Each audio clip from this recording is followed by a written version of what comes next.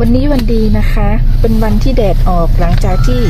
เรามาที่นี่2 อาทิตย์แล้วก็ฝนตกทุกวันเลย วันนี้เราจะไปกันที่แห่งหนึ่งเดี๋ยวอุ้มไปก่อนนะคะ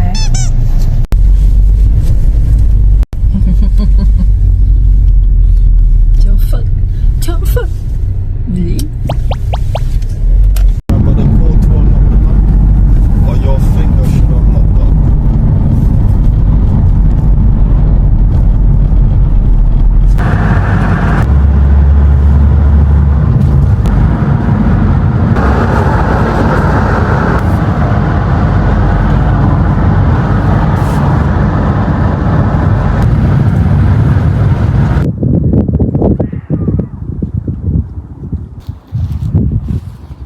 วิวสวยมากว้าว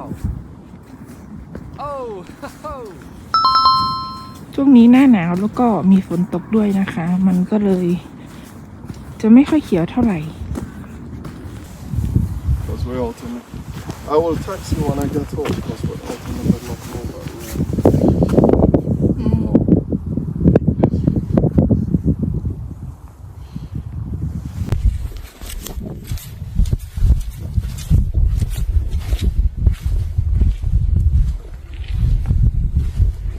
Take the picture กันเถอะ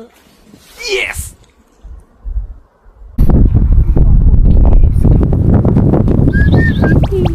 ติสวัสดีจ้า